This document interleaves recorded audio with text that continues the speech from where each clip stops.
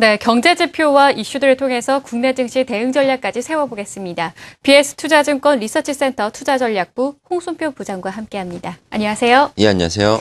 네, 스페인 구제금융 신청 여부에 시장이 주목을 하고 있습니다. 일단 라호이 총리는 완강하게 부인을 하고는 있는데요. 실제 그 가능성이 어느 정도일까요? 예, 미국 경제 회복에 중요한 걸림돌로 작용했던 그 고용 지표들이 크게 개선된 수치를 보여주고 있지만, 그리스라든지 스페인 등 유럽 문제로 인해서 세계 증시는 계속해서 좀 조정 양상을 보이고 있습니다. 일단 스페인 같은 경우는 전면 구제금융 신청 가능성, 시장에서의 기대치는 상대적으로 높아지고 있는데요.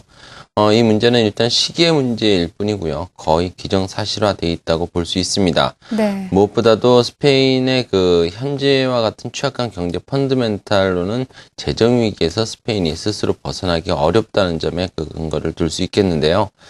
스페인의 부동산 시장 같은 경우는 2008년 이후 장기간 계속해서 추락하면서 스페인의 재정 건전성에 부담을 가중시키고 있습니다.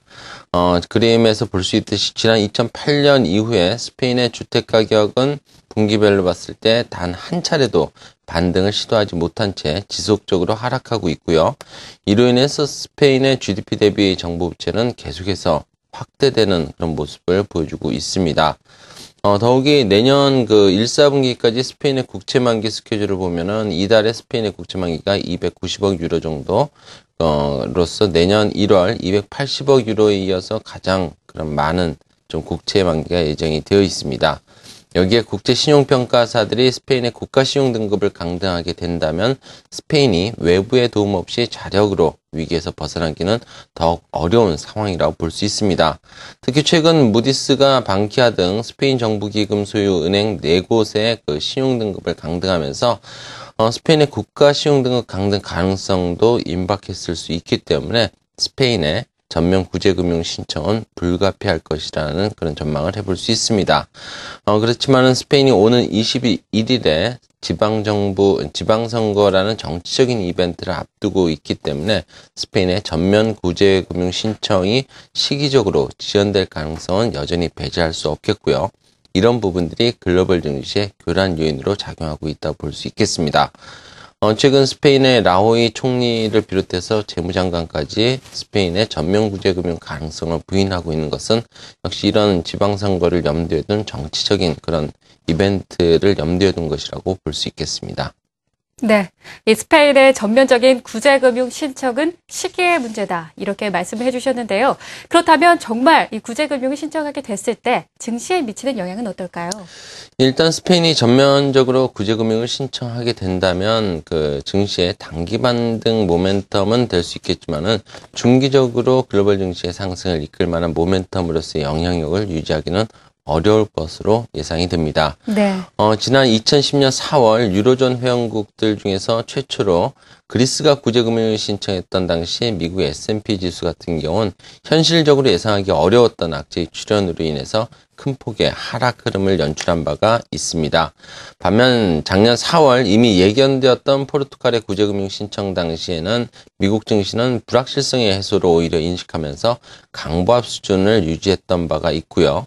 다만 포르투갈이 구제금융을 신청한 시점에서 20영업일 이후에 미국 증시는 재하락을 하면서 포르투갈의 구제금융 신청과 관련된 불확실성 해소가 중기적으로는 증시의 상승 모멘텀이 되지 못했음을 확인을 시켜주고 있습니다. 당시 포르투갈도 현재 스페인과 같이 구제금융 신청 가능성을 계속해서 부인했다가 결국 소크라테스 총리 사임과 함께 구제금융을 신청한 바가 있고요. 글로벌 금융시장은 단기 안도감을 가질 수도 있었습니다. 그렇지만 구제금융 신청 이후에 포르투갈은 총파업 등 긴축에 따른 사회적 반발로 조기 총선을 치르는 등 정치적인 불안감까지 가중되면서 결국 글로벌 금융시장의 악재로 다시 부각되는 그런 모습을 보여주었습니다. 네. 결국 이런 부분들을 고려한다면 일단 스페인 같은 경우도 단기적으로는 어느 정도 불확실성 해소 측면에서 글로벌 증시는 인식을 할 수 있겠지만은 중기적인 관점에서 본다면 여전히 좀 증시의 부담 요인으로 작용할 가능성이 높다고 볼 수 있습니다. 특히 정치적인 불확실성에 그 스페인이 문제가 될 수 있다라는 그런 그 판단을 해볼 수 있겠는데요. 세계은행에서 작성한 작년 주요국들의 정치적 안정 지수를 보게 되면은 스페인의 정치적인 안정도는 구제금융을 신청한 이후 사회적 혼란을 현재 겪고 있는 그리스와 거의 유사한 수준이라고 볼 수 있습니다. 스페인이 구제금융을 신청하더라도 현재와 같이 높은 실업률이라든지 부동산 시장의 급등 등 취약한 경제 상황이 개선되지 못한다면은 오는 21일 지방선거는 물론이고 또 최근에 제기되고 있는 11월 조기 총선 전후해서 정치적인 불확실성은 더욱 커질 수 있고요. 이런 부분들이 스페인발 재정 위기에 대한 우려감을 확대시키면서 글로벌 증시에도 부담이 될 수 있다는 점은 계속해서 좀 경계를 해야 될 부분이라고 판단이 됩니다. 네. 스페인의 구제금융 신청, 단기 반등의 모멘텀 정도로 인식을 해봤습니다. 그렇다면 투자 전략 세워보겠습니다. 어떻게 대응을 하면 될까요? 일단 그리스, 스페인을 중심으로 하는 유럽발 재정 위기가 지속이 되고 있고요. 이런 가운데 3, 4분기 국내외 기업들의 실적 시즌이 이제 시작이 됨에 따라서 외국인도 이에 대한 경계감을 갖고서 이익 실현에 나서는 그런 모습을 보여주고 있습니다.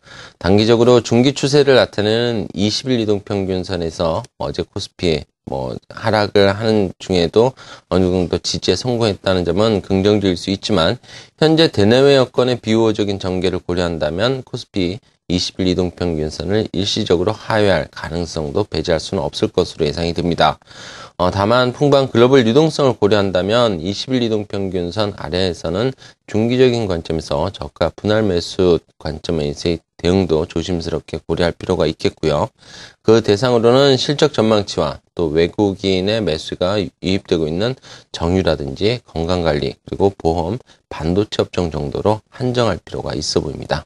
네, 오늘 지표와 세계경제, 스페인 구제금융 신청 가능성과 그 영향을 점검해봤습니다. BS투자증권 리서치센터 홍순표 부장과 함께했습니다. 말씀 고맙습니다. 네, 감사합니다.